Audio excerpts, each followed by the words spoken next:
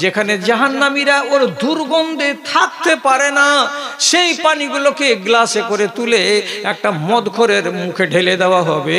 পান কর, পান কর, মুখ ভেঙচিয়ে মুখ বন্ধ করে থাকতে পাবি না। আউযু বিল্লাহি মিনাশ শাইতানির রাজীম। বিসমিল্লাহির রহমানির রহিম। আফাতুমিনুনা বিবাযিল কিতাবি ওয়া তাকফুরুনা বিবায ফামা জাযাউ মান ইয়াফআল যালিকা ইল্লা খিzyun ফিল হায়াতিদ দুনিয়া ওয়া ইয়াউমাল কিয়ামাতি ইউরাদ্দুনা ইলা আশাদ্দিল আযাব ওয়া মাল্লাহু বিগাফিলিন আম্মা ইয়ামালুন।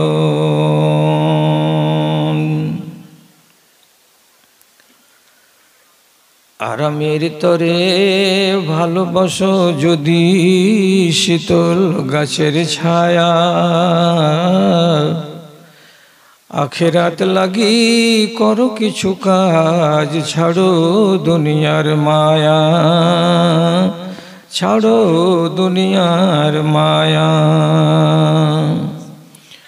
প্রভুর শরণে ক্ষয় করে দাও তোমার দেহ আর মন, পথিকের বেশে হয়েছে তোমার এ ধরায় আগমন।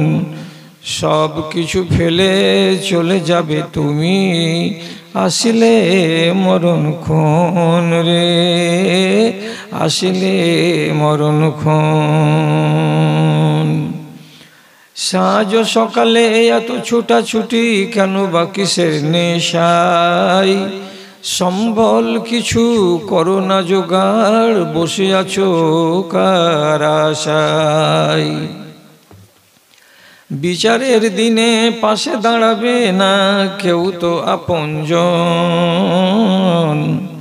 পথিকের বেশে হয়েছে তোমার এ ধরায় আগমন। শূন্য হাতে এসেছিলে ভবে, শূন্য হাত চলে যাবে। ধন আর জন গাড়ি আর বাড়ি সবই পড়িয়া রবে রে, সবই পড়িয়া রবে। ছেলেরা তোমায় কবরে শোয়াবে, পরায়ে বস্ত্র সাদা কাফন, পথিকের বেশে হয়েছে তোমার এ ধরায় আগমন। সব কিছু ফেলে চলে যাবে তুমি, আসিলে মরণক্ষণ রে, আসিলে মরণক্ষণ। শ্রদ্ধেয় সভাপতি সাহেব, সমবেত আমার সামনে দিক বিদিক থেকে, বিভিন্ন প্রান্ত থেকে, বিভিন্ন গ্রাম ও মহল্লা থেকে মাদ্রাসার এক গাদা ভালোবাসাকে বুকে নিয়ে এবং ইমানি জজবাকে সাথে নিয়ে উপস্থিত বিভিন্ন শ্রেণীর ধনী গরিব, শিক্ষিত অশিক্ষিত, ছোট বড় আমার প্রাণের ভাই এবং বন্ধুগণ, তথা মজলিস থেকে আলাদা জায়গায় পর্দার অন্তরালে স্ক্রিনের সামনে বসে থাকা আমার অবলা সরলা আদরের মাতা ও ভগ্নীগণ, আল্লাহর শুকরিয়া আদায় করছি প্রথমে যে দীর্ঘদিন পর আবার এই মাদ্রাসার প্রাঙ্গণে মাদ্রাসার উন্নতিকল্পে ডাকা জালসাই আল্লাহ তাআলা যোগদান করার দ্বিতীয়বার সুযোগ করে দিয়েছেন। এর জন্য আমি যেমন আল্লাহর কাছে শুকরিয়া আদায় করছি, এই অজুহাতে আপনি আল্লাহ রাব্বুল আলামিনের দরবারে আপনার সামনে অজুহাত আছে যে আপনিও আল্লাহর শুকরিয়া আদায় করেন। কেন? আপনি যখন বাড়ি থেকে বেরিয়েছেন তখন বলেই বেরিয়েছেন জালসা শুনতে যাব, এটা ভালো কাজ। আসার পথে কিছু যদি কষ্ট হয়ে থাকে, পায়ে ধুলো বালি লেগে থাকে, কাঁটা লেগে থাকে, খোঁচ লেগে থাকে, স্বাভাবিক কথা। অতএব ভালো কাজের উদ্দেশ্যে বাড়ি থেকে বেরিয়েছেন, যদি কষ্ট পেয়ে থাকেন আর অবশ্যই পেয়েছেন, এটা আপনার কল্যাণের। কেন? নবী করিম সাল্লাল্লাহু আলাইহি সাল্লাম বলেছেন, মানি গবাররাত কদমাহু ফি সাবিলিল্লাহ হারামাল্লাহু আলাইহিন নার। কোন মানুষ যদি তার নিজের পা দুখানাকে আল্লাহর পথে নিয়ে চলতে গিয়ে ধুলোবালি মাখায়, কাটা খোঁচ লাগাই, তাহলে আল্লাহ তাআলা ওই পা দুখানাকে জাহান্নামের আগুন থেকে মুক্ত করে দেন। তাহলে আপনি একটা ভাগ্যবান মানুষ একদিক দিয়ে। 2 নম্বর কথা, আপনি এখানে আসার পর একটা সিট নিয়ে বসে আছেন, শুনছেন বিভিন্ন ওলামায়ে দ্বীনের মুখ থেকে গিরা কাদার, অত্যন্ত মূল্যবান মতিগুলো আপনার কর্ণকুহরে পৌঁছালো, আপনি শিখলেন, জানলেন, বুঝলেন। এটাও একটা ভালো দিক। কেন? যে আল্লাহ তাআলা কোরআন মাজিদের ভেতরে বলেছেন, ওয়াল্লাযীনা ইয়াসতামিউনাল কাওলা ফায়াত্তাবিউনা আহসানাহু উলাইকাল্লাযীনা হাদাহুমুল্লাহ ওয়া উলাইকা হুম উলুল আলবাব। যারা কোনো এক জায়গায় বসে কিছু কথা শুনে এবং এক গাদা কথার ভেতর থেকে 10টা 20টা 25টা কথাকে চয়েস করে তাকে নিজের আমলের রুটিনে এবং নিজের আমলের ভিতরে নিয়ে চলে আসে, তো আল্লাহ তাআলা এই মানুষগুলোকে বলছেন, এদেরকে আমি সৎ পথের দিশা দান করেছি, এরা হেদায়েত প্রাপ্ত লোক। এবং তারপরে আল্লাহ বলছেন, এরা অত্যন্ত চালাক, যেহেতু এরা নিজেদেরকে আগুন থেকে বাঁচিয়ে নিতে সক্ষম হয়েছে। তাহলে আপনারা এখানে বসে বসে শুনছেন। 2 নম্বর, গুণে আপনারা গুণান্বিত, এটাও একটা ভাগ্যের বিষয়।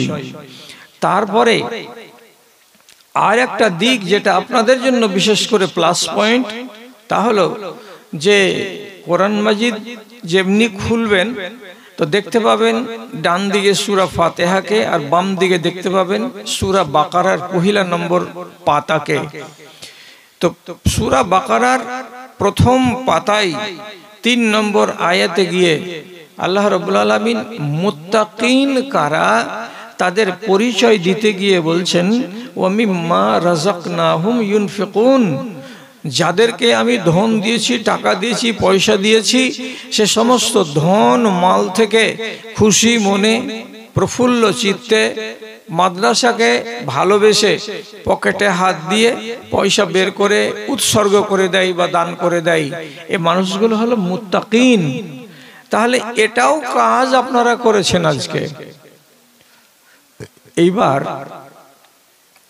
এক কাজে বেরিয়ে 3 রকমের লাভ আপনি হাসিল করে নিতে সক্ষম হয়েছেন। সুতরাং আমি বলবো বলে বক্তা আমার যতখানি গুরুত্ব আছে তার চাইতে কয় গুণ বেশি আপনার গুরুত্ব আছে।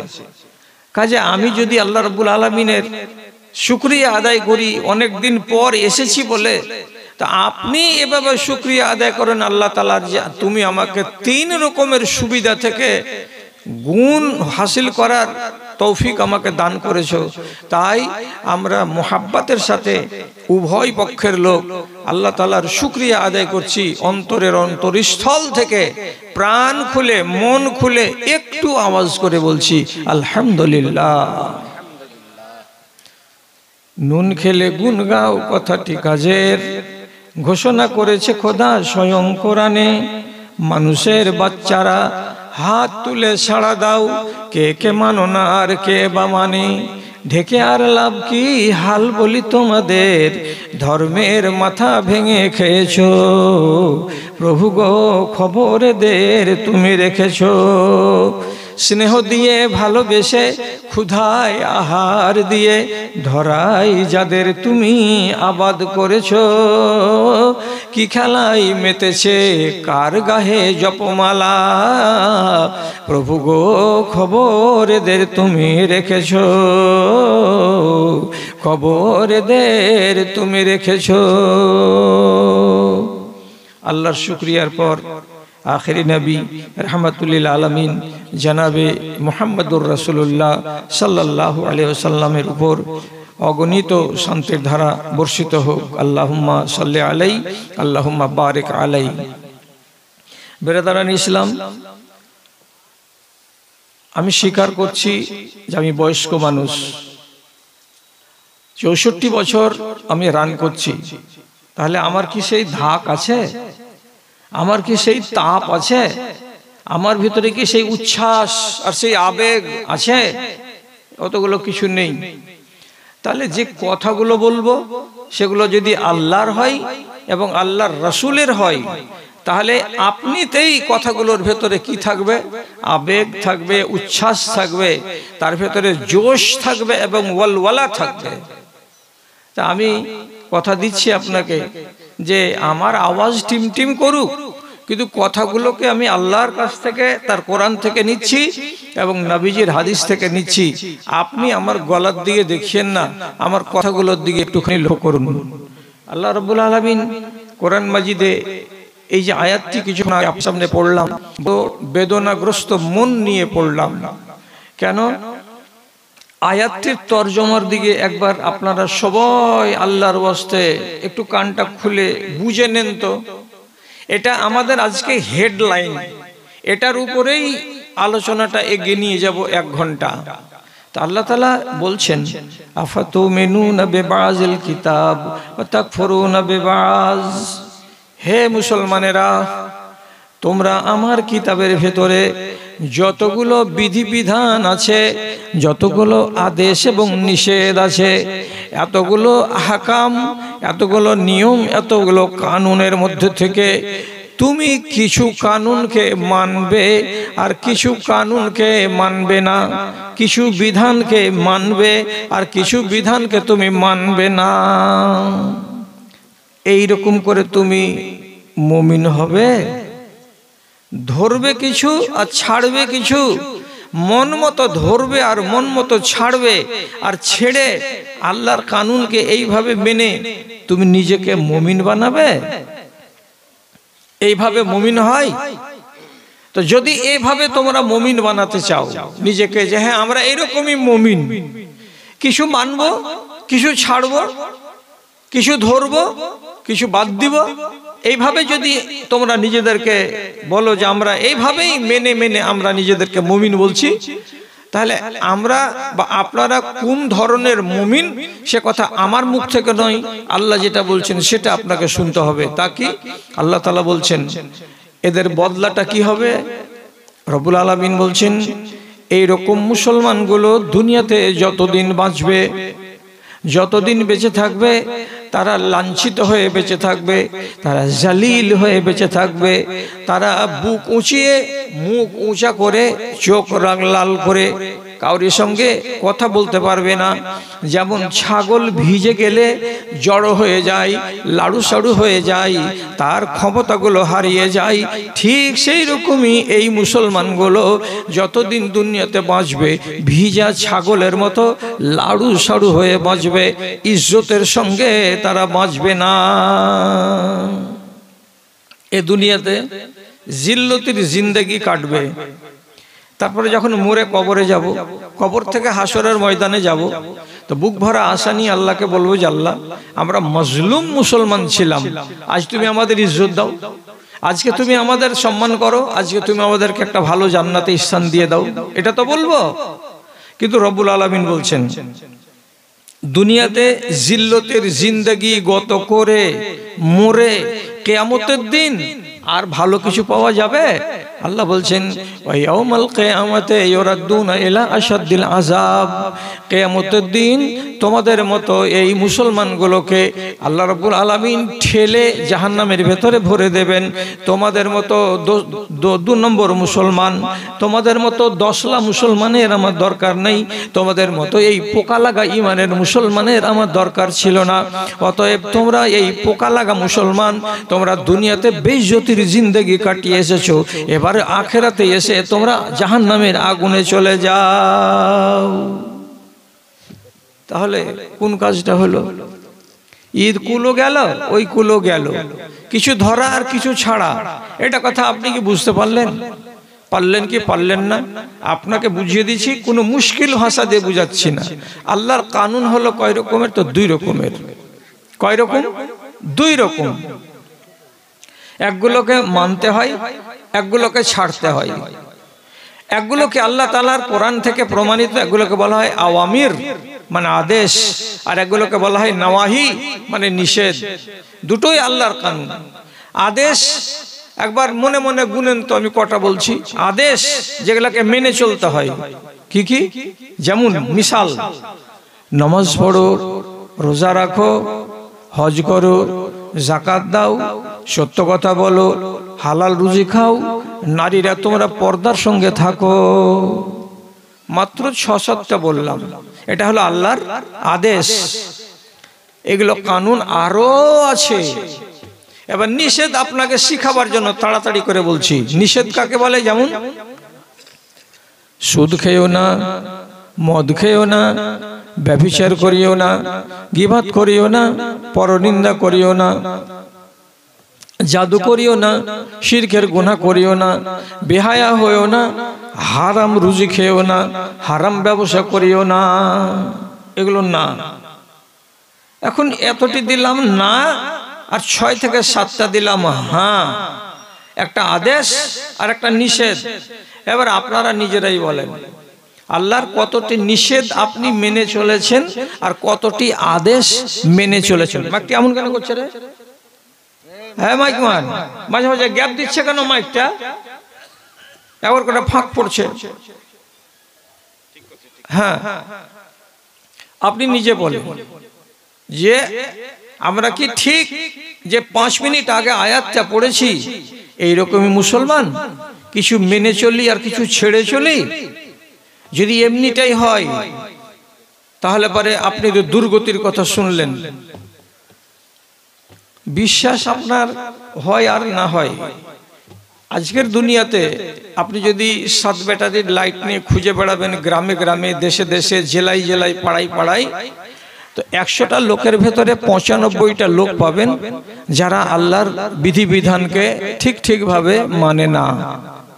কিছু মানে আর কিছুকে ছেড়ে দেয়, দিয়ে জীবন কাটাই।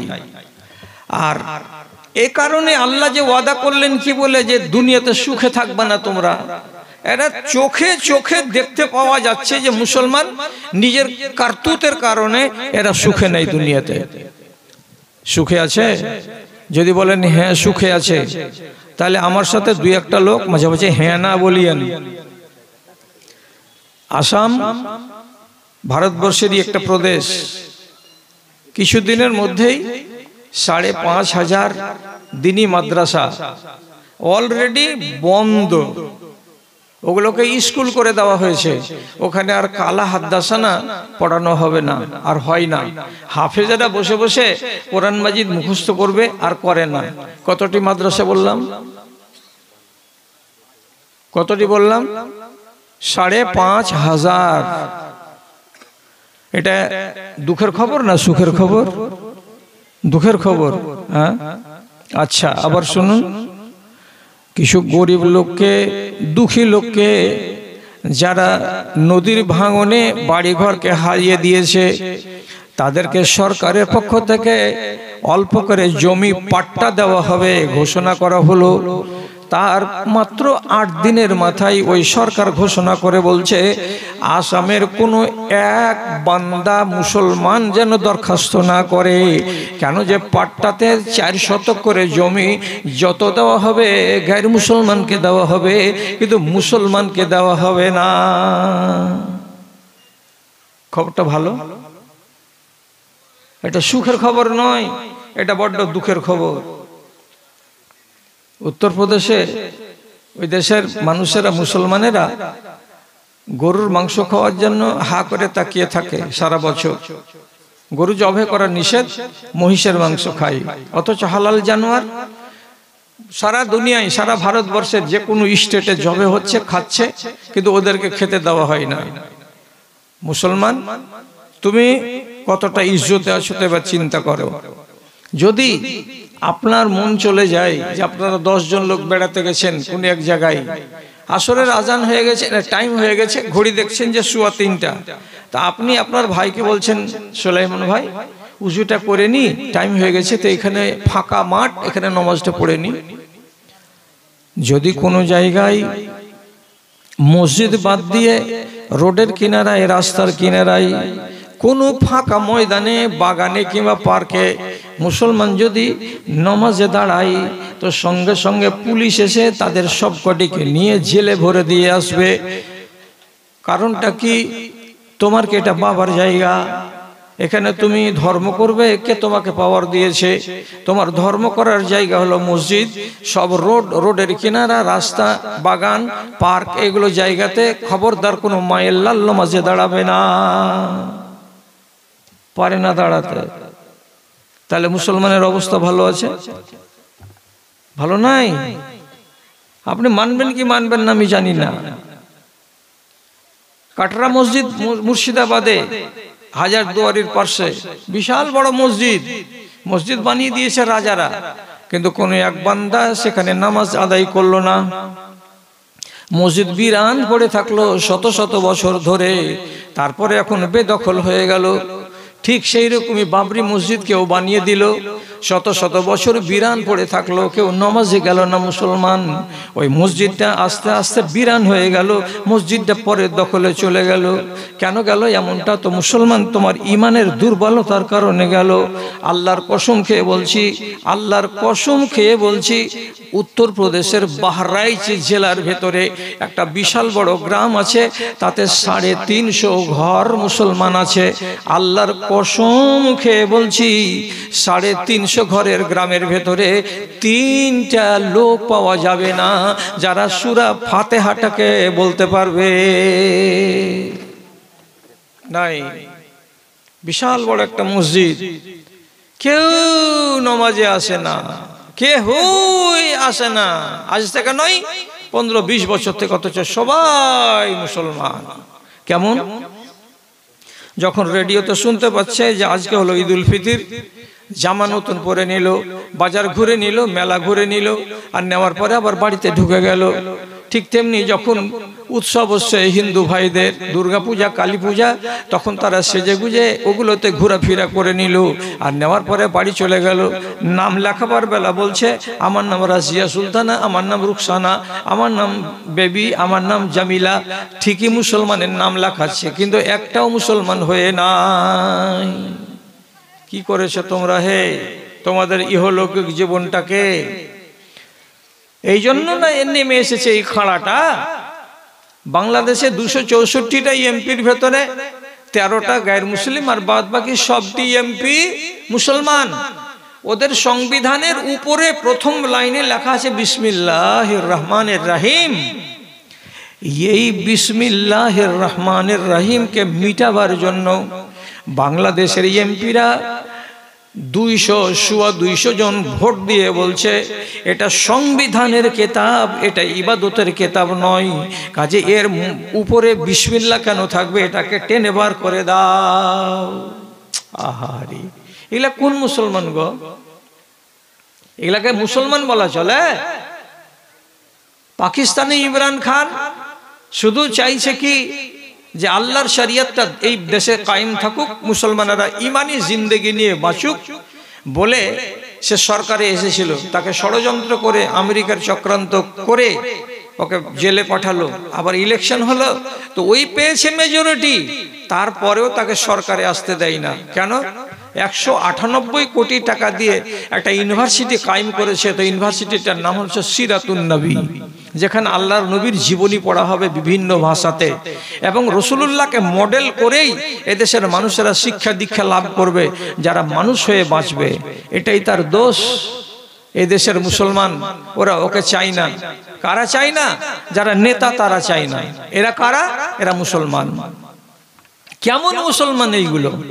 ইজ্জত সব মাটি হয়ে গেল, ইজ্জত সব মাটি হয়ে গেল, নত হলো মমশির।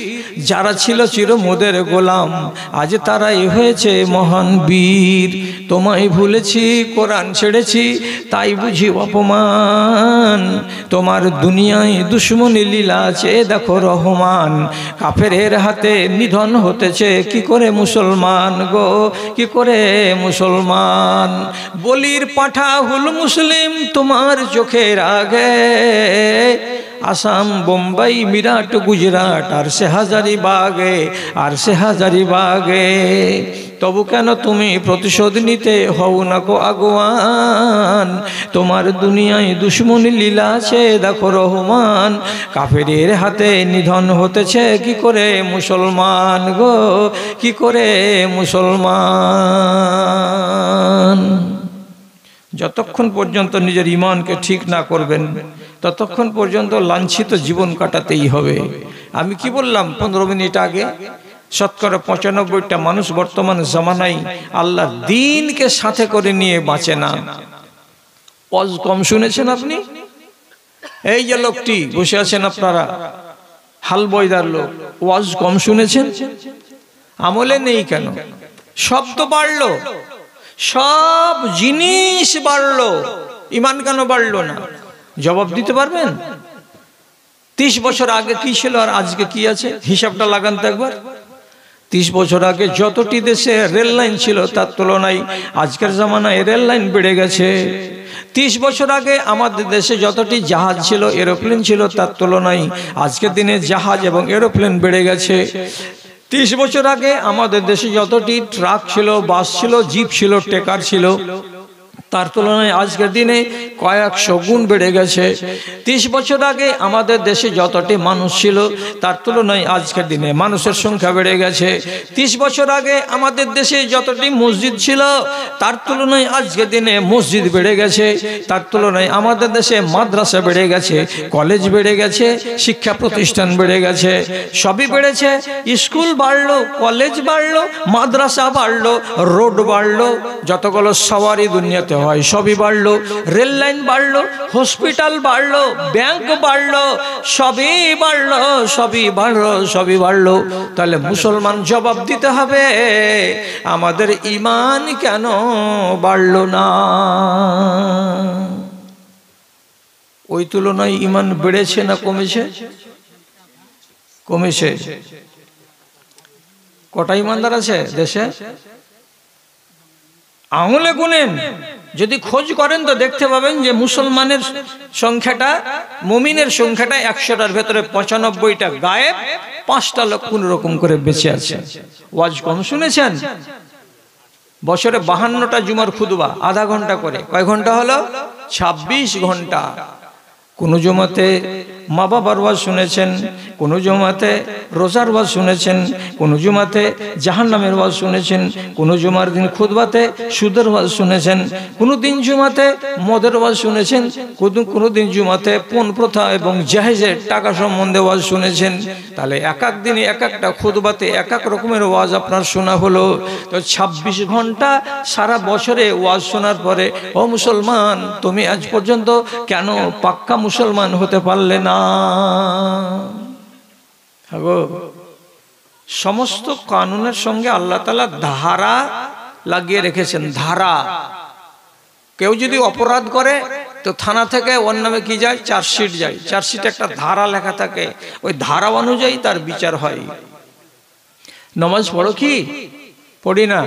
তো যারা নামাজ পড়ে না তাদের ধারা কি লেখা আছে? আল্লাহর শরীয়তে কি আছে? তুমি নামাজ পড়বে না তো তোমার ধারাটা কি? কি হবে তোমার মরার পরে? মরার পরে যাচ্ছেন, দুনিয়াতে বেঁচে থাকাকালে কি হবে সেটা শুনেন। রাসূলুল্লাহ বলছেন, লাকাদ হামামতু আন আমুরা আহাদান ইউসাল্লি বিন্নাসে, আমার মনটা বলছে আজকে আমি ইমামতিটা করব না, একজন মৌলবি সাহেবকে বলবো, যাও ভাই তুমি ইমামতিটা করে দাও, আর আমি টোলাতে এই পাড়া থেকে শুরু করে এদিক দিয়ে এদিক দিয়ে এদিক দিয়ে ঘুরে ঘুরে আমার এই টোলাটাকে একবার আমি দেখব। দেখতে গিয়ে কি পাবো? মসজিদের জামাত চলছে আর আমি ইমাম ছিলাম, কিন্তু আজকে অন্যজনাকে ইমামতি দিয়ে দেখতে বেরিয়েছি কারা কারা মসজিদে যায়নি, কারা কারা নামাজে হাজিরা দেয়নি। যাদের যাদেরকে দেখতে পাওয়া যাবে মসজিদে যায়নি, নামাজে হাজিরা দেয়নি, তাদের বাড়িগুলোতে আমি আগুন লাগিয়ে দেব। তাদের বাড়িও পুড়ে যাবে, ঘর পুড়ে যাবে, দরজা জানালা পুড়ে যাবে, চাল ডাল পুড়ে যাবে, আসবাবপত্র পুড়ে যাবে, ল্যাপকাতা সব পুড়ে যাবে, আর পুড়ে গিয়ে সব ছাই হয়ে যাবে। আমার ইচ্ছা জাগছে একবার বাড়ির বাইরে যাই, মসজিদের বাইরে যাই। ওয়াজে রস চাইছেন আমার কাছ থেকে? 64 বছর বয়সের মানুষের কাছে রস নেই, শুক্ষা কাঠ। থামতে পারবেন? যেগুলো ওয়াজ করছি এই জন্য আমাকে সব মানুষ আর পছন্দ করে না। এই গ্রামে যদি এই ঘটনাটা হয় যে রাসূলুল্লাহ দেখতে বেরিয়েছেন হাল বয়দা গ্রামে, জোহরের নামাজের আজান পড়েছে, 12:30টায় 1:45টায় জামাত হলো, উনি যদি একবার কল্পনা করেন যে বেরিয়েছে, যদি দেখেন এই গ্রামের এই পাড়া এই পাড়া এই পাড়া, কতটি বাড়িতে আগুন লাগবে বলতে পারবেন? ওটা বলতে পারবেন না। শুধু বলেন যে বাঁচবে কটা বাড়ি। যদি বাঁচে, আল্লাহর দয়া হয়, তাহলে 4টা কিংবা 5টা বাড়ি বাঁচবে, বাদ বাকি একটাও বাড়ি বাঁচবে না। সব বাড়িকে আগুন লাগিয়ে পুড়ে ছাই করে দিতে হবে। আপনি ধারা পড়েননি? কোন মাওলানার মুখে ওয়াজ শুনেননি? নামাজ ছেড়ে দিও, তারপরে আপনি বলছেন আরে মুসলমান জি রেশন কার্ড বানাবার জন্য ফর্ম ফিল আপ করছে, তখন বলছে জাতি কে হয়? জাতি জাতি মুসলমান। লাজও লাগে না মুসলমানকে যে মুসলমান লিখছে কি বলে, ডোম চামার থেকেও খারাপ হওয়ার পরে। আচ্ছা, কথা যদি মুখস্থ থাকে তো ভালো করে কান খুলে শুনেন। আসরের নামাজ ছুটে গেছিল একদিন নবী সুলাইমানের। কোন নামাজ? আসরের। কেন ছুটলো? 1000টা ঘোড়াকে, যুদ্ধের ঘোড়া এগুলো, তিনি ময়দানে নিয়ে গিয়ে সব পরিচর্যা করছেন। খুব সুন্দর সুন্দর টাট্টু ঘোড়া, কোনটার ঘাড়ের চুলগুলো বড় হয়ে গেছে তো একটু কেটে কেটে দিচ্ছেন, কাউরি খুরের পাশে যে ছোট ছোট গিটগুলো থাকে, গিটে চুল বেরিয়ে গেছে বড় হয়ে, তো ওগুলাকে কেটে কেটে দিচ্ছেন। কার এই করছেন, কার ওই করছেন। ঘোড়াগুলোর আদর যত্ন করতে করতে করতে করতে ঘড়িটা বেজে গেছে 4টা। তখন কোন লোক যে বলছে আপনি আসরের নামাজ পড়েছেন, তখন জোরে এমনি করে হঠাৎ করে চমকে উঠে বলছেন ইয়া আল্লাহ, আসরের নামাজ তো পড়িনি। তাহলে আসরের নামাজটা যে ছুটে গেল তার রাইট টাইমে পড়তে তিনি কি করলেন? কোরআনে মাজিদ আল্লাহ রাব্বুল আলামিন বলছেন, যতটি সুন্দর সুন্দর ঘোড়া ছিল, যতটির পরিচর্যা করতে গিয়ে তিনি আসরের নামাজকে নষ্ট করেছেন। সাথে সাথে কোন একজন মিলিটারিকে বললেন একটা চাকু নিয়ে এসো বড় ধরনের। চাকুটাকে নিয়ে আসার পর এক এক এক এক করে 700, 750, 800 ঘোড়ার পাগুলোকে এমনি করে ধরেন আর চাকুটাকে টেনে দেন, এমনি করে ধরেন আর চাকুটাকে টেনে দেন। প্রত্যেকটা ঘোড়ার পাকে কেটে দিয়ে রক্তাক্ত করে দিলেন। দেওয়ার পরে বলছেন, এরে ঘোড়া তোর সত্যানাশক, তোর যত্ন করতে গিয়ে আমি এমন করে দুনিয়ার মোহে ডুবে পড়ে গেছি, তোকে ভালোবাসতে গিয়ে আমি এমন ভাবে ডুবে গেছি যে আল্লাহকে বলে ভুলে গেছি, আমার নামাজ স্মরণ ছাড়া হয়ে গেছে। আমার এক ওয়াক্তের নামাজ চলে যাওয়া, তার মানে হাজার হাজার ঘোড়াকে যদি বিসর্জন দিয়ে দেওয়া যায় তাহলে আমি ওই সওয়াবটাকে অর্জন করতে পারবো না। এত বড় ক্ষতি তোদের কারণে আমার হয়ে গেল। 1000টা ঘোড়ার পা কাটতে তিনি দ্বিধা করেননি। আর আজ আপনার ট্রাক্টর চলছে, ঘের ঘের ঘের ঘের ঘের ঘের ঘের ঘের করে মাঠে মেশিন ঝাড়ছে, আর মেশিনে ভুট্টাকে নামাচ্ছে, মারছে, ভুট্টা বেরোচ্ছে, আর এদিকে আজান করছে। মিনার হতে ভাসিছে আজান, হাইয়া আলাল ফালা, লাঙ্গল ফেলিয়া মসজিদে চলো, ভুলবে মনের জ্বালা রে, ভুলবে মনের জ্বালা। আবার মনের হিসেব করো কষে, পায়েতে লাগাও রসা, হাই রে মানুষের মিটিল না আশা, মানুষের মিটিল না আশা। শিশু হয়ে এসে জুয়ান হয়েছ, এখন বন্ধ তোমার উজান পথ। ভাটির পানে চলেও জ্ঞান পাইলে না, নাদান বড়ই আলবত, তুমি নাদান বড়ই আলবত। আখেরাত বেছে দুনিয়া যে কেনে, আখেরাত বেছে দুনিয়া যে কেনে, কঠিন হবে তার দশা। হাই রে মানুষের মিটিল না আশা, মানুষের মিটিল না আশা। রাত্রি 4টার সময় শাশুড়ি বউকে উঠেছে, বউয়ের ঘরে যেমনি করে ঠকঠকে দেখেছে মা বিয়াগে। রাত্রি 4টা 4:30, তখন আজান হয়নি। একবার গেল, উঠলো না। আর একবার যখন আজান পড়ে গেছে তখন যে ফের খটখট খটখট করে আওয়াজ করছে, সালেহা গে। তখন সালেহা বলছে কোচে হাগে আজান হয়ে গেল, কখন তোরা ধান ভাপাইতে উঠবি গে? শাশুড়ি বউকে চেতন করছে যে আজান হয়ে গেল, কখন ধান ভাপাইতে উঠবি? বেহায়া শাশুড়ি এটা কথা বলে না যে আগে তুই নমাজ কখন পড়বি। মহিষের মালিক ওর চাকরের ঘরে যে খটখটি লাগিয়ে বলছি, জাবুল আবে সকাল হয়ে গেল বে, কখন আজান হয়ে গেছে, ভুঁস ছাড়বি কখন তুই বে? দেখে মনে হয়েছে এ হারামখোরগুলোর জন্য আজান কিসের জন্য হয়েছে? ভুঁস ছাড়ার জন্য। দেখে মনে হচ্ছে এই কামিনা বেটি ছেলেগুলোকে যে এদের দেশে আজান হয়েছে কিসের জন্য? তো বহুবেলাকে হুড়িয়ে বলি ঝাড় দেওয়ার জন্য। কেউ বলে না যে আজান হয়ে গেছে রে, উজু কর রে, নামাজ পড়তে যা রে, না, এটা রেওয়াজই নেই। ঠিক তেমনি আপনার দেশে যতগুলো লেবার আছে, মজদুর আছে, মাঠে ঘাটে কাজ করে, এদের আল্লাহ ফাল্লাহ আছে না নাই, এরা মুসলমান না মুসলমান আল্লাহ তাআলা ভালো জানে, ডোন্ট কেয়ার, কোনো পাত্তা নাই। তবে যদি ঝুট কথা বলি তো মৌলভী হাসান আমার খাস বন্ধু মানুষ, এর কাছে একবার সকালে আসবেন, এসে খালি জিজ্ঞেস করবেন, হাজি মৌলভী কথাটাকে মৌলভীটা ঠিক কয়েছে জি? ঠিক যদি কয়ে থাকে তো ভালোই ভালো, না তো কয়দিন পরে ফের হাল বাইতে আসবে না, এতে এইখানে বাঁধের কাছে আসবে, ওখানে ওকে ঘেরবো, ভরতকুল ফের ঘেরবো ওকে। জিজ্ঞেস করবেন কালকে সকালবেলায় কি কথাটা, আপনাকে কি জানতে বলছি। আপনি এইভাবে নমাজকে ছেড়ে দিয়ে দিয়ে দিয়ে দিন কাটিয়ে নিচ্ছেন, আর নমাজের প্রতি অনাগ্রহ দেখাচ্ছেন, কাজ করেই চলে যাচ্ছেন ময়দানে, কাজ ছাড়ছেন না আজানের পরেও। এই কাজ করে আপনি সফল হবেন না বিফল হবেন, আমার দিকে তাকান। কে? হযরত উমর রাদিয়াল্লাহু তাআলা আনহু বেড়াতে গেলেন সিরিয়া, এটা গির্জাতে গেলেন। গির্জার কাছে যদি দেখছেন তো একটা পাদ্রী এত বড় একটা নেকড়া নিয়ে, ঈসা নবীর মার নাম কি জি? মারিয়াম।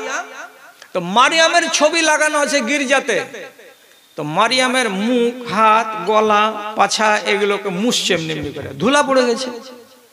আর একটু জায়গাতে ঈসা নবীর একটা বালক বয়সের ছবি, একটা বড় ছবি, একটা মেজো ছবি, সব দেয়ালে দেয়ালে লাগা আছে, তৈরি করা আছে চুন দিয়ে আর সিমেন্ট দিয়ে দিয়ে, ওগুলোকে মুছছে।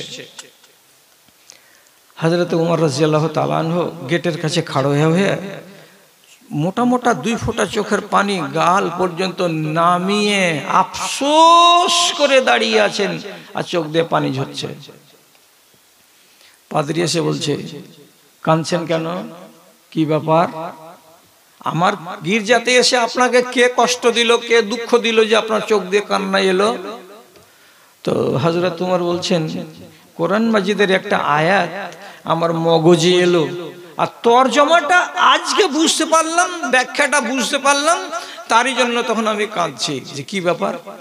বলছে আল্লাহ তাআলা বলছেন, আমিলাতুন নাসিবা তাসলা নারান হামিয়া।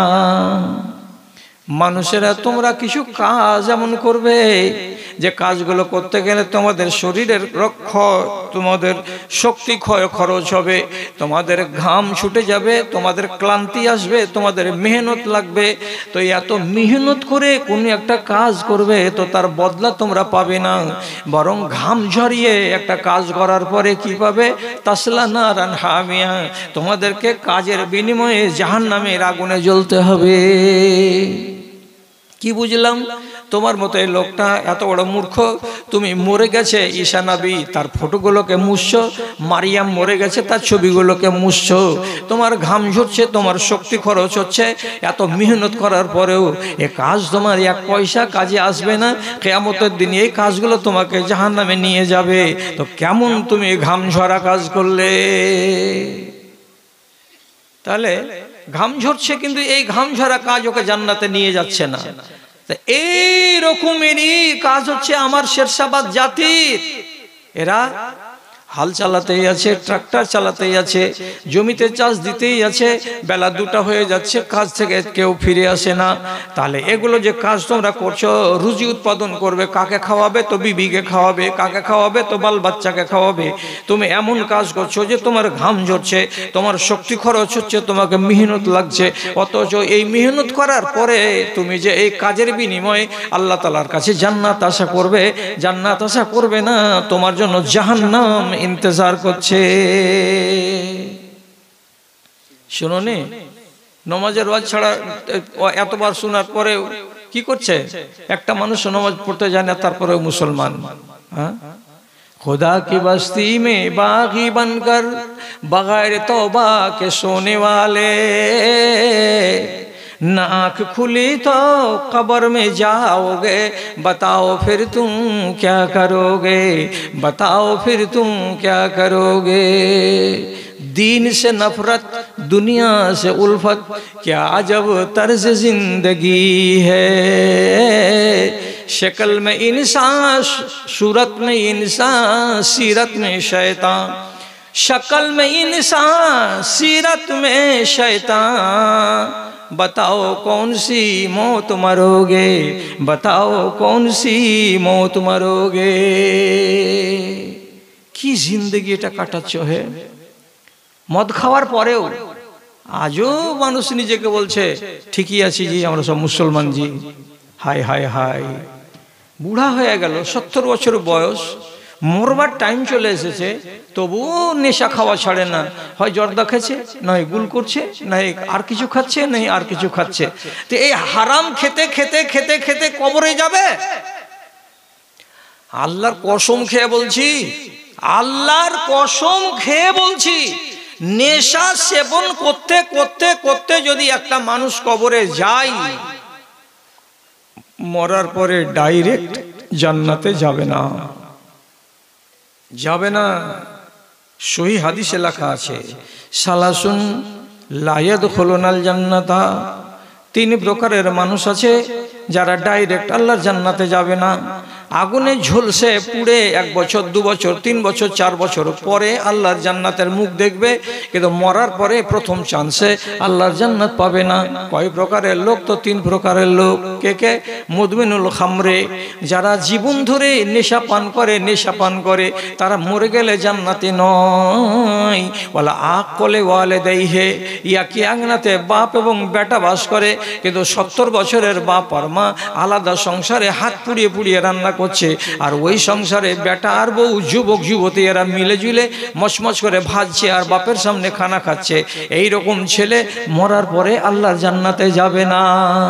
3 নম্বর ব্যক্তি ওয়াদাইয়ুসুল্লাযী ইউকিরু ফি আহলিহিল খুবুসা, এমন একটা লোক, যে লোকটা বেঁচে আছে তথাপি তার স্ত্রী তার কথা মতো চলে না, নিজের মন মতো কুটুম বাড়ি যায়, নিজের মন মতো বেটির বাড়ি যায়, নিজের মন মতো লাভা বাজারে যায়, আর নিজের মন মতো বাজার করে বেড়ায়, যেমন ইচ্ছা তেমন করে সাজে, আর যেমন ইচ্ছা তেমন করে কাপড় কিনে চোপড় কিনে, স্বামীর পরোয়া করে না।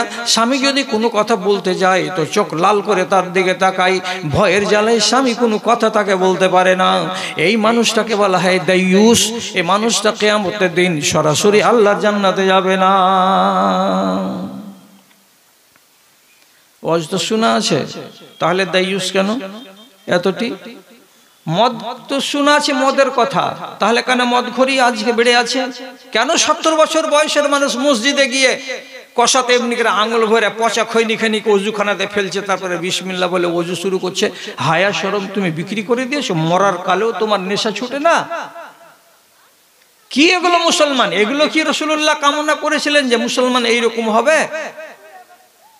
তোমার মেহমানির ব্যবস্থা আছে, যারা গিলাসে ঢেলে ঢেলে পান করছো তাদেরও আর যারা কইটা খুলে বের করছো তাদেরও মেহমানির ব্যবস্থা আছে কিয়ামতের দিন আল্লাহ তাআলার কাছে। এটা ধারাই লেখা আছে। কি ধারাতে লেখা আছে জানেন? যারা নেশা পান করে কবরে যাবে, তারপরে হাসরের মাঠে যাবে, তারপরে জাহান্নামে যাবে, এদের সহিহ হাদিস বলছি, জাহান্নামীরা জাহান্নামে পুড়বে। আর পুড়তে পুড়তে আল্লাহ তাআলাকে একবার ডেকে বলবে যে আল্লাহ, আগুনের কষ্ট তো সহ্য হয় না, আর তারপরে যে আমাদের পাশ দিয়ে যে এই যে ক্যানেলটা চলে গেছে, পচা পানি যাচ্ছে, আল্লাহ গো, এ পচা পানিগুলো কি যে আছে পানিতে, এদের দুর্গন্ধকে সইতে পারা যায় না, এত বিকট গন্ধ আসছে। আগুনের সাজাকে তো ভোগ করছি, কিন্তু নাকে যে দুর্গন্ধটা যাচ্ছে এটা কোনো অংশ কম নাই মালিক, এই নালাটাকে বন্ধ করে দাও তো, এর দুর্গন্ধ আর জানে সহ্য হয় না। এত বিকট গন্ধ কোথাকার, কিসের? এবার ভালো করে বুঝেন। ইউসকা মিন নাহারিল গাওতাতে, যে সমস্ত লোক দুনিয়াতে মদ, তাড়ি, গাঁজা, ভাং, আফিং খেয়ে খেয়ে মরে গেছে, তাদেরকে আল্লাহ তাআলা তাদের মেহমানি করার জন্য ওই নহরটাকে খুলেছেন।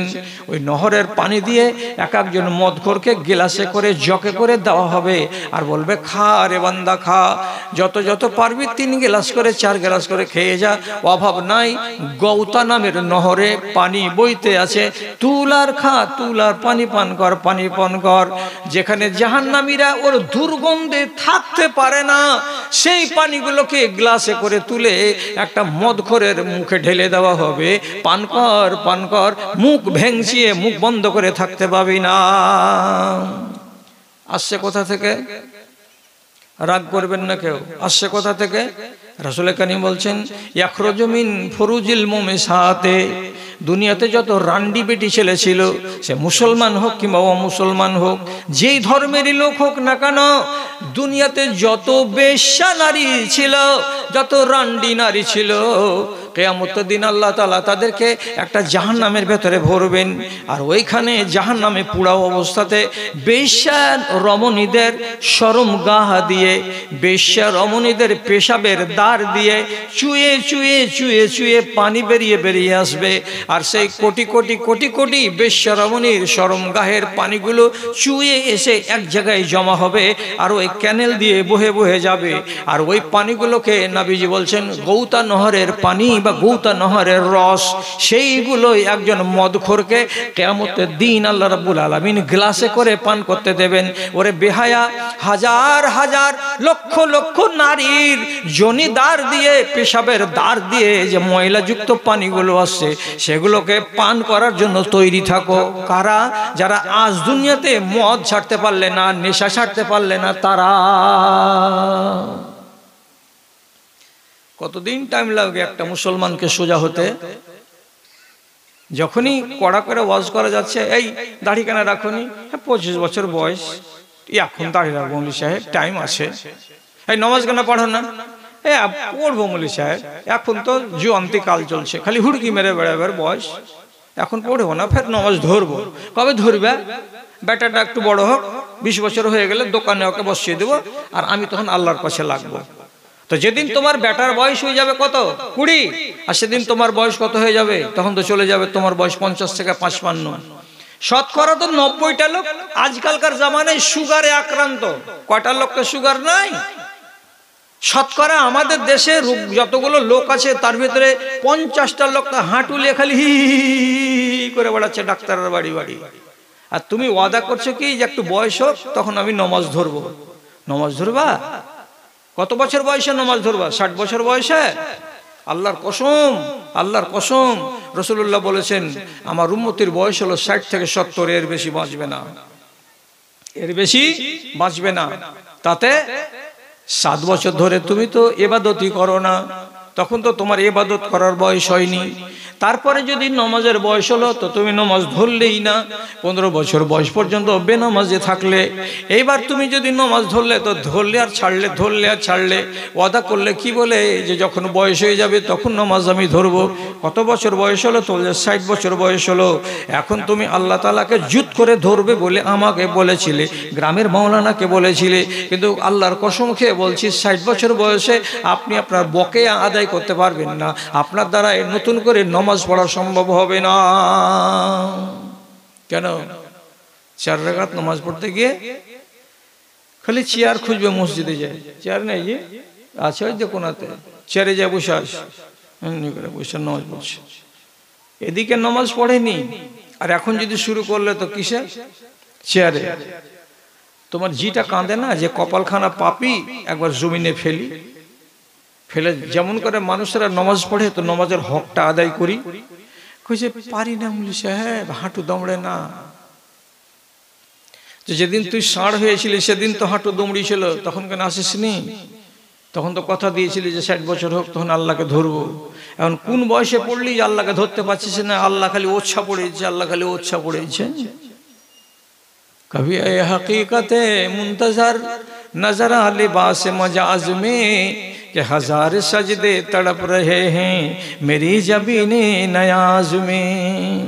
न कहीं जहाँ में अमा मिली, जो अमा मिली तो कहाँ मिली, मेरे जुर्म खाना खराब को तेरे आफुए बंदा नवाज में।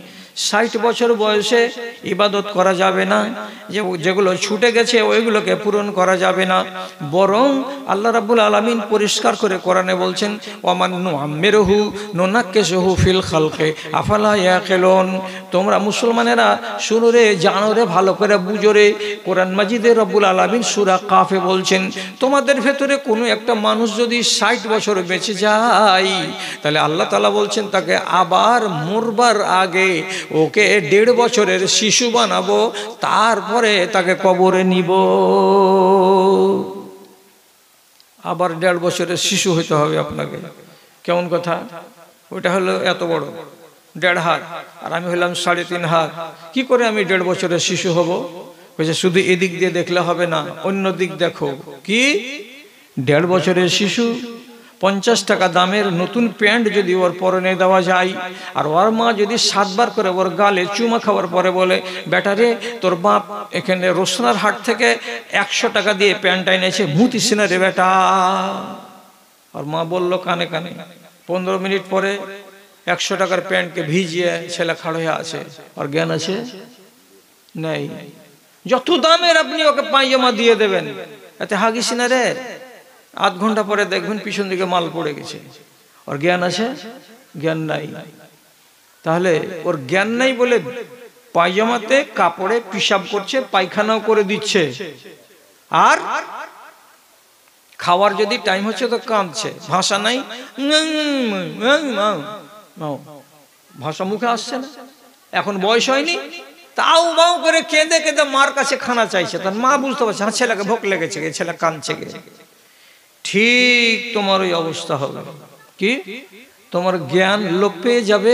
60 বছর যেদিন বয়স হবে, তুমি গলিতে তোমাকে বেটারা বৈঠকখানাতে শোয়াবার জায়গা দেবে, তুমি টুকুর টুকুর করে বউগুলোর দিকে তাকাবে আর বলবে রোজিনাকে 2টা ভাত গালা দেন আগে, খালা দেন আগে মা, রোজিনাকে এই 2টা দেন আগে মা, এমনি করবে। আর বউ গালা আপোষে বলা বলি করবে, এক যা আর একজনকে বলবে বেশি করে খাদ্যিস না এটা মাগি, যদি খাবি তো ও তখন ঢালবে লুঙ্গিতে, কে তখন ওগুলাকে টানবে, এতটি করে দে আর কোনো রকম করে বাঁচিয়ে থো, ঠিক করে খেতে দিবে না।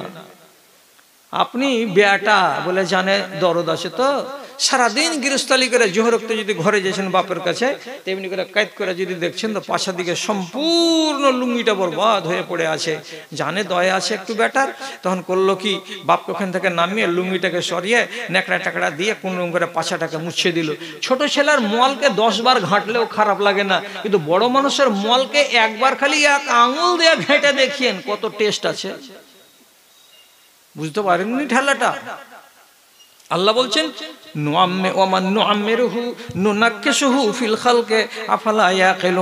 তোমাকে আর একবার আমি ছেলে বানাবো, বানাবার পরে তোমাকে বিছানে ফেলে রাখবো, বিছানায় হাগাবো, বিছানায় মুতাবো, তখন তুমি আমার ইবাদত করবে। কেমন করে ইবাদত করবে বলো তো? কেন মিথ্যা ওয়াদা করছো? এখন আমার কাছে সময় নাই, আমি সময় বের করব কখন? তো 55 বছর বয়স যখন হবে তখন। এমন মিথ্যা ওয়াদা করিও না, এখনই বদলাতে হবে, আজকেই বদলাতে হবে। টাইম কেন চাইছেন আপনি বদলাবার? অন্যায় কাজ থেকে বেরিয়ে আসতে আপনাকে টাইম লাগবে? সহি হাদিস বলছি, সহি হাদিস। মাবাদ আল জুহানি এক সাহাবী, আওতাসের যুদ্ধের দিন মক্কা থেকে অল্প দূরে যখন যুদ্ধ জয় হয়ে গেল, রাসূলুল্লাহ বললেন আমরা এখান থেকে তো মদিনা ফিরে যাব, তো 2-1 দিন দেরি করো, তোমরা এদিক ওদিক ঘুরো ফিরো। দুজন লোক, মাবাদ আল জুহানি এবং আর একটা লোক ওর টোলার, এরা দুজন লোক কানে কানে সল্লা করে বলছে, ভাই এখানে তো আমরা কয়েকদিন থাকবো, তো বেশ কিছুদিন হয়ে গেল বাড়ি ছাড়া, চলো 8 দিনের লেগে একটা বিয়ে করি, 8 দিনের জন্য একটা বিবাহ করি, তুমি একটা করো আমি একটা করি। এই বিবাহ ইসলামে আগে জায়েজ ছিল, এটাকে বলা হয় মুতা বিবাহ, সাময়িক বিবাহ। এই বিবাহটা আল্লাহ তাআলা ক্যান্সেল করে দিয়েছেন, আর নাই। চলো তাহলে 8 দিন যখন থাকবো, তো 8 দিনের জন্য একটা বিবাহ করি। এবার দুজনই বের হলো, এই মাঠ থেকে হাঁটতে হাঁটতে হাঁটতে হাঁটতে 1 কিলোমিটার দূরে চলে গেছে, ওখানে যে একটা গ্রামে উঠেছে। যে তখন বলছে, হাগো আপনাদের এখানে গ্রামে এরকম মেয়ে পাওয়া যাবে যে মেয়েটা 8 দিনের জন্য বিয়ে করবে, 10 দিনের জন্য বিয়ে করবে? একটা লোক বলল যে এই বাড়িটাতে যেয়ে দেখো তো, ওই বাড়িতে একটা মেয়ে আছে। এরা দুজন গেল, যাওয়ার পরে আওয়াজ বলছে, গো ও বাড়ির লোক আসো গো, বাইরে এসো। তখন মহিলাটা বেরিয়ে এসেছে, কি খবর? বলছে আমরা বিয়ে করব বলে এসেছি 10 দিনের জন্য, কেউ আছে বাড়িতে? মেয়েটা বলছে আমি আছি। কয়দিনের জন্য বিয়ে করবে? 10 দিনের জন্য। তো কি দিয়ে বিয়ে করবে? একবার সহি হাদিস বলছি আপনাকে। তখন মাবাদ আল জুহানি বলছে, আমার হাতে একখানা চাদর ছিল, আমি চাদরটাকে তার সামনে এমনি করে ধরিয়ে বলছি, এইটা নাও, এইটা দিব আমি। সুবরা বিন মাবাদ আল জুহানি তো বলছে এই চাদরটা দিব, দিয়ে 10 দিনের জন্য তোমাকে বিয়ে করব। মহিলা চাদরখানকে হাতে নিল, নিয়ে উল্টে পাল্টে দেখলো, আর ছেলেটার চেহারাটার দিকে করে দেখলো। তারপরে বলছে, তুমি কি জন্য এসছো? আমিও বিয়ে করব বলে এসছি। তুমি কি দিবা? আমার কাছে চাদর আছে একটা, এই চাদরটা দিব আর দিয়ে বিয়ে করব 8 দিন 10 দিনের জন্য। ওর চাদরটা নিল, নেওয়ার পরে এমনি করে উল্টিয়ে পাল্টিয়ে দেখলো। দেখার পরে তখন হাদিসে পাওয়া যাচ্ছে কি, রিদা সাহেবী আজওয়াদা মিন রিদাই, আমার সাথী যে চাদরখানা দিতে চেয়েছে বিবাহ করবে বলে, তো তার চাদরখানা আমার চাদরের চাইতে কিন্তু খুব সুন্দর বেশি। তখন মেয়ে ছেলেটি চাদরখানাকে উল্টাচ্ছে আর দেখছে, একবার আমার খানাকে নিচ্ছে আর উল্টাচ্ছে, আর একবার করে আমার দিকে দেখছে, একবার করে ওই লোকটার দিকে দেখছে। কিন্তু তফাৎ হলো কি, আমি পুরুষ হিসাবে আমার গায়ে যৌবনটা বেশি আছে, আর পুরুষ হিসাবে আমার সাথীর গায়ে যৌবনটা কম আছে। আর গালগুলো বসা বসা একটু বোগলা মুখ হয়ে আছে, আর আমি আর এক তরতাজা জোয়ান হয়ে আছি। আমি জোয়ান বটে, কিন্তু আমার চাদরখানা কমজোর, আর লোকটা কমজোর, তো তোর চাদরখানা বড় মজবুত। কি করা যায়, কি করা যায়? শেষের বেলায় মেয়ে ছেলেটি আমার চাদরখানাকে নিল, নেওয়ার পরে বলছে, আন্তা রিদা ওকা, তোমাকে বাঁচলাম এবং তোমার চাদরখানাকে নিলাম। এই লোকটাকে অন্য বাড়ি যেতে বলো, আমি তোমাকে বিয়ে করে নিলাম এই চাদরখানার বিনিময়ে। আপনারা প্রথমে বলবেন যে একটা চাদরে কি বেড ছেলে পাওয়া যায়? তো সে যুগ ছিল কাপড়ের অভাবের যুগ, আকালের যুগ।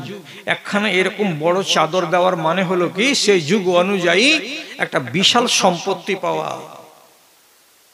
এত আকাল ছিল সেই যুগে কাপড়ের। এবার যেটুকু তাড়াতাড়ি বলছি, আমার টাইম হয়ে গেছে। আমাকে মাওলানা হাসান বলেছেন 1 ঘন্টা ওয়াজ করতে হবে আর 15 মিনিট পকেট বাড়ি করতে হবে। কাছে চলে আসছে আমার টাইম, তো তাড়াতাড়ি কি বলছে। আমি এবার চাদরটাকে দিলাম, দেওয়ার পর একটা আমি জুয়ান বেটা ছেলে, ওই মহিলার কাছে আমি দিনের বেলায় থাকলাম, রাতের বেলায় থাকলাম, 3টা দিন থাকা হয়েছে, আরো 7 দিন আমি পাবো মহিলার কাছে থাকতে।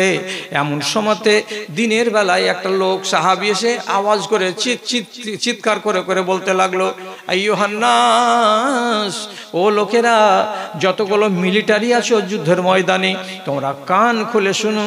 আজকে বেলা 10টার সময় আল্লাহ রাব্বুল আলামিনের পক্ষ থেকে একটা বিধান নাজিল হয়েছে। তাতে কি বলা হয়েছে, যত যত মেয়ে ছেলেকে তোমরা বিবাহ করে রেখেছো, সাময়িক বিবাহ কিংবা মুতা বিবাহ, সঙ্গে সঙ্গে ওখান থেকে উঠে চলে এসো। এই বিবাহগুলো জিন্দগির মতো হারাম, ওখানে আর 1 মিনিট সময় কাটাতে পাবা না, হারাম। এবার আপনি বলেন, আপনার জিটা কি বলছে? চাদর দিয়ে বিয়ে করেছি, 10 দিন থাকতে পাবো, 3 দিন থাকা হয়েছে, আর এখানে লোকটা এলান করে বলছে আজ থেকে মুতা বিবাহ করা হারাম। যার কাছে এমন বিবি আছে সে বিবি থেকে দূরে সরে যাও। কি করবে? সরে যাবে? আমাদের দেশের মতো মানুষ হতে গেলে বলতো যে বললো তো বললো, থাক না এখানে আরো 2-3 দিন, 2-3 দিন থাকবো, তারপরে তখন এখান থেকে সরবো। আর না হয় কমসে কম আপনি এটা কথা বলতেন, এই যে রাতখান থাকি, তারপরে সকাল থেকে আর থাকবো না। জি, কি বললাম? ভুল থেকে উঠে আসতে গেলে আপনাকে সময় চাইতে হবে না যে আমি 3 দিন পরে করব, 8 দিন পরে করব, 10 দিন পরে করব। তৎক্ষণাৎ করতে হবে আপনাকে তওবা, আর ওখান থেকে সরে আসতে হবে। সাহাবী কি বলছে? গলিতে শুনলো আওয়াজ, আর গলিতে আওয়াজ শুনে 3-4 পা করে বাড়ির দিকে গিয়ে এই মহিলাটাকে সামনে 5-6 হাত দূরে খাড়ো করে রেখে বলছে, এই মহিলা, তুমি আমার বিবি ছিলে, সাময়িক বিবাহ করা বিবি। তোমাকে 10 দিনের জন্য বিয়ে করেছিলাম, 3 দিন তোমার কাছে থাকা হলো, আমার পাওনা এখনো 7 দিন পড়ে আছে। কিন্তু আমার উপরে, সারা দুনিয়ার মুসলমানের উপরে কানুন চলে এসেছে আল্লাহর আরশে আজিম থেকে যে তোমরা মুতা বিবাহ রাখতে পাবে না। এক্ষুনি তাকে ছেড়ে দাও, বাদ দিয়ে দাও। যদি আল্লাহর কথাকে না মানি, তোমার আবার শরীরে যদি হাত লাগাতে যাই, তোমার গলায় যদি আমি গলা লাগাতে যাই, তোমার মুখে যদি শেষ চুমুটা দিতে যাই, তো হারাম জানার পরে তোমার গায়ে হাত দেওয়া হলো আমার জন্য হারাম। অতএব যে দূরে হয়েছি তো দূরে হয়েছি, এই দেখো তুমি তোমার বাড়িতে থাকো, আমি আমার বাড়ির দিকে চলে গেলাম। আমাদের লেনা দেনা শেষ হয়ে গেল, আমার চাদর তোমার কাছেই থেকে গেল, আমার পাওনা 7 দিন আমি নিজে ভুলিয়ে দিলাম। তুমি সুখে থাকো, আমি সুখে থাকি, আমি হারামে হাত দেব না বলে এখান থেকে নিজের জিন্দগির মতো সরে এলাম। টাইম নাইনি ওরা গো, আর আপনারা টাইম চাইছেন। ভালো হবেন কবে? টাইম নিব। আর কিছু কিছু হ্যাকড়া আছে, ওকে বুঝিয়ে বলতে গেলে যদি বলে যে এই ব্যাপার এরকম করছো, মরে কি করবে, দেখা যাবে, জান কবজ হবে কঠিন হয়ে, তখন মালাকুল মউতের আগা দিকে কি করবে, দেখা যাবে। হাসরের মাঠে যাবে, তখন কি অবস্থা হবে দেখা যাবে। কত শিয়ানার বেটা, মানে যেটাই চ্যালেঞ্জ ওর সামনে আসছে ও বলছে দেখা যাবে, দেখা যাবে। কত বড় পাহলওয়ান তুমি, কি দেখা যাবে, কি দেখবে? তুমি দেখবে তো? তোমাকে উদাহরণ একটা দিচ্ছি মাত্র। গলিতে যখন মাইয়াতকে গোসল দেওয়ার পরে খাটলিতে ভরে দিয়ে রাখা হয়, কেন? এখনো কবরের দিকে নিয়ে যাওয়ার টাইম হয়নি, 20 মিনিট আধা ঘন্টার টাইম আছে। এ মাথার লোক এলো, একটা এসে বলছে এটা মুখখান খুলো তো জি, দেখি জি। দেখলো। বগলাগড় থেকে একটা লোক এলো, বলছে একটু মুখখান খুলো তো জি, দেখি জি। দেখলো তো দেখছে, এখন টাইম হলো, যেমনি 10 মিনিট পরে টাইম হয়ে গেল কবরের দিকে নিয়ে যাওয়ার। খাটলিটাকে যখন ধরতে যাবে, তখন 2 রকমের আওয়াজ করে মাইয়াতেরা। একগুলো মাইয়াত বলে কি, কাদ্দেমুনি কাদ্দেমুনি। একগুলো মানুষ ওই লাশের ভেতরে তাবুতে শুয়ে শুয়ে বলে নিজের বাপ চাচাকে, ভাইয়েরাকে, বেটারাকে ডেকে ডেকে, ওরে আমার চাচারা, ভাইয়েরা, বেটারা, দাদারা, তোমরা দেরি কেন করছো, দেরি কেন করছো? জলদি জলদি আমাকে আমার আরামগাহে পৌঁছে দাও, আমি ওখানে গেলে আরাম পাবো। তার মানে আমি নেককার মানুষ, কবরে গেলে এটা আমার জান্নাতি ঠিকানা, তো আমার জায়গাতে যেতে তোমরা দেরি কেন করছো? নিয়ে চলো, নিয়ে চলো, তাড়াতাড়ি করে নিয়ে চলো। এ কথাগুলো বলে কারা? যারা ইমানদার মানুষ তারা। আর যারা হারামখোর, যখন খাটলিটা উঠে আর 4 জনে মিলে ধরে ঘাড়ে তুলে তখন চিৎকার করে, কত করে চিৎকার করে আর বলে, চাচাজি ঘাট থেকে নামিয়ে দাও, আমাকে নিয়ে যাও না। বড় ভাই কিসের জন্য ঘাড় লাগিয়েছো আর আমাকে এমনি করে উঠিয়ে কবরের দিকে নিয়ে যাচ্ছ, নিয়ে যাও না, তোমাদের পায়ে পড়ছি, নিয়ে যাও না, তোমরা নিয়ে যাও না। চেঁচাবে, চিৎকার করবে আর কত যে আকুলি বিকুলি করবে। কিন্তু আল্লাহ রাব্বুল আলামিনের নবী বলছেন, ওরে আল্লাহর মেহেরবানিটা তো দেখো, যে ওই বান্দা শয়তান যত গলা ফাটিয়ে ফাটিয়ে চিৎকার করে, রাসূলুল্লাহ বলছেন লাউ সামিআ সাওতাহু লাসায়কান নাস, যারা যারা তাকে ঘাড়ে করে নিয়ে আছে, ওর চিৎকার যদি শুনতে পায়, ওর গ্যাংড়ান যদি শুনতে পেত, তাহলে এই 8 জন লোক ঘাড়ে করা যারা কাফনটাকে নিয়ে আছে, যারা তাবুতটাকে ঘাড়ে করে আছে, ওর চিৎকারের জ্বালায় রাস্তাতে মরে যেত। এত গরুর মতো করে সে চিৎকার করে, কিন্তু কোনো মানুষ শুনতে পায় না। চেঁচাছিস কেন এখন? চাচা যাবো না জি, তুই যে কহেছিলি আমাকে আর আরো 10টা মুলবিকে দেখা যাবে, দেখ না কত বড় তুই শিয়ানার বেটা আছিস, তুই দেখ। कभी जिंदगी पे न की नजर, कटी उम्र सारी गुनाह में, कभी जिंदगी पे न की नजर, कटी उम्र सारी गुनाह में, ऐ खुदाए काबा तू पनाह दे, मैं खड़ा हूँ तेरी पनाह में, मैं खड़ा हूँ तेरी पनाह में। ये चंद कतरे आशिक के जो तैरते हैं निगाह में, ये नदामतों के चराग हैं, इन्हें लाया हूँ मैं गवाह में, इन्हें लाया हूँ मैं गवाह में। मेरा जुर्म लाख बड़ा सही, तेरे फजल से तो बड़ा नहीं, मेरे जैसे लाखों हैं तेरे साया इत्फे मेहरबान में, तेरे साया मेहरबान में। এখন আফসোস করে আর কেঁদে কেঁদে কি আর লাভ করতে পারবো? 60 বছরের জিন্দেগি আমি কি 60 দিনে বদলাতে পারবো? আমাকে তো সময় লাগবে বদলাতে। তো আগে থেকে আপনি কেন শুধরাচ্ছেন না? সাহাবীদের জীবনী গেলাকে যদি পড়ি তো কিছুটা তো জ্ঞান পাওয়া যায়। এক সাহাবী সম্বন্ধে মৌলভী হাসান চলে গেল নাকি? আচ্ছা হ্যাঁ, একটু আমাকে ঠকা দিও, টাইম হয়ে গেলে। এক সাহাবী যুবক, একবারে যুবক, তার নাম হলো খুরাইম। সাহাবীটার নাম খুরাইম। তো এর সম্বন্ধে বাসরার মসজিদে আলোচনা চলছে। এবার বাসরার মসজিদের আলোচনা অন্য কোনো লোক শুনতে পেয়ে যেমনি দেখতে পেয়েছে খুরাইম সাহাবীকে একদিন, তখন বলছে, এই তোমার নাম কি? যে আমার নাম খুরাইম। শোনো শোনো শোনো শোনো, তোমার সম্বন্ধে একটা কথা আছে। কি কথা? রাসূলুল্লাহ বলেছেন, সে কথাটা আমি এক সাহাবীর মুখে শুনলাম, আর সেই কথাটাকে তোমাকে সামনে পেয়েছি বলে আমি তোমাকে শোনাচ্ছি। তখন একদম প্রস্তুত হয়ে গেছে, তৈয়ার হয়ে যায়, বলছে আমার নাম ধরে রাসূলুল্লাহ বলেছেন? বলছে হ্যাঁ। তো কি বলেছে ভাই? নি'মার রাজুলু খুরাইম লাউলা তুল জুম্মতিহি ওয়া ইসবালু ইজারিহি। খুরাইম ছেলেটা কত ভালো মানুষ, কত নওজওয়ানরা সুন্দর, কত পছন্দনীয় ছেলে, কত বুদ্ধিমান ছেলে, কত নেককার ছেলে, যদি তার ভেতরে 2টা চলন না থাকতো। কি বুঝলেন? 2টা চলন যদি তার না থাকতো তাহলে কত ভালো, কত ভালো, কত সুন্দর ছেলে এটা। কিন্তু 2টা চলন খারাপ আছে। আর কি কি 2টা চলন? বলছে মুসলমানেরা সুন্নাতে চুল রাখতে পারবে, তো ঘাড় বরাবর যদি যায় চুলটা, তাহলে ওকে জুম্মা চুল বলা হয় আরবিতে। তো ঘাড়ের নিচে যদি নেমে যায় তো এটা মানা, কেন যে বেটি ছেলের চুলের সঙ্গে একদম সাদৃশ্য হয়ে যাবে, মুশাবাহাত হয়ে যাবে। এই জন্য নবীজি বলছেন ঘাড়ের নিচে যেন চুল না যায়।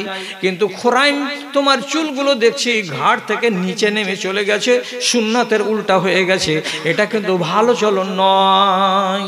1 2 নম্বর ইসবালু ইজারিহি, তুমি যে পায়জামাটা পরো তো সে পায়জামাটা তোমার গোড়ালির নিচে চলে যায়। তো গোড়ালির নিচে যদি কোনো কাপড় যায় তাহলে সেটা হলো গুনাহের কাজ, এটা হলো তোমার ভেতরে বদচলন। তো এই জিনিস দুটো যদি তোমার দূরে সরে যায়, তোমার কাছে না থাকে, তাহলে তোমার মতন সুন্দর নওজওয়ান কয়টা পাওয়া যাবে দেশে? তুমি অত্যন্ত ভালো, তুমি অত্যন্ত সুন্দর নওজওয়ান। রোগ কয়টা? 2টা। কথাটা শুনে এমন ধাক্কা লাগলো মগজে বেচারি, কি করবে, টাইম নেবে। চুল কাটতে গেলে তো আমাদের দেশের যুবক ছেলেপিলার চুল কাটা মানে কি ওর কলজা কাটা, এত চুলকে ভালোবাসে। হ্যাঁ, অথচ এই ছেলে যখন দেখলো যে আমার সৌন্দর্যের পথে বাধা হয়ে দাঁড়িয়ে আছে, কি তো দুটো চলন আমার না, বাড়ি গেল। ফাখাযা মিশকাসান, বাড়ি গেল। যাওয়ার পরে লাপিতের কাছে না গিয়ে নিজে কেঁচি হাতে করলো, আর এমনি আন্দাজ করে করে করে করে নিজের পিছন দিকের চুলগুলোকে কেটে ঘাড়ের উপর পর্যন্ত তুলে দিল। আর দেওয়ার পরে আবার যেটা পায়জামা তার ঝুল ছিল গোড়ালির নিচে পর্যন্ত, সেটাকে আবার কেটে দিয়ে 4 আঙুল উপর দিকে উঠিয়ে নিল। নেওয়ার পরে সেটাকে পরে দেখছে তো গোড়ালিতে যায় না, গোড়ালির উপর থেকে 3 আঙুল দূরে উপর থেকে থেকে যাচ্ছে। তখন দুটোই যখন বদল হয়ে গেছে তার, তখন নিজে নিজে বলছে নেমার রাজুল খোরাইম, নেমার রাজুল খোরাইম। তো দেখো চুলগুলোকে কেটে দিয়েছে নবীজি যেমন করে বলেছেন তেমনি করে, আর পায়জামাটাকেও ছোট করে নিয়েছে যেমন করে রাসূলুল্লাহ ছোট করতে বলেছিলেন তেমন করে। তো তাহলে বদ স্বভাবটাকে পাল্টাবার জন্য খোরাইমের মতো সাহাবী 8 দিন টাইম নেননি। কতক্ষণ টাইম নিয়েছিলেন শুনলেন? বেলা 10টার সময়, শুধরে নিলেন কটার সময়? তো বেলা 11টার সময়। এটাই হলো আসল মুমিনের পরিচয়। ওয়াজ শুনবেন, চতুর্বেদী আছে, আমরা তো 1.5 বেদি হয়ে গেল। আর আমরা হইলাম দেশি বাভুন, যেদিন সেদিন পাওয়া যায় আমাদেরকে। তো কাজে যদি হায়াত বাকি তো মোলাকাত বাকি, আবার আসবো। পরবর্তী বক্তাকে নিশ্চয় খবর দিয়ে দেওয়া হয়ে গেছে। ও পিসাব টিসাব করে টোরে এখন যতগুলো জামা কাপড় পরতে হয়, সিংড়াইতে হয়, সিংড়াচ্ছে, চলে আসবে 10 মিনিটের মধ্যে স্টেজে। তো ততক্ষণের ভেতরে উঠে যায় না। হারগুলের আর রঙে বুয়ে দিগারাস, ওটা ফুলের গন্ধ আলাদা, ওইটা ফুলের গন্ধ আলাদা। একটা সিংহা দেখতেই হবে কমসে কম, যে আর গন্ধটা কেমন আছে নাকে দিতেই হবে। তো এই 10টা মিনিট যে আপনাদের কাছে আমি আছি, তো এই 10 মিনিটের ভেতরেই আপনারা এমন কোনো লোক আছে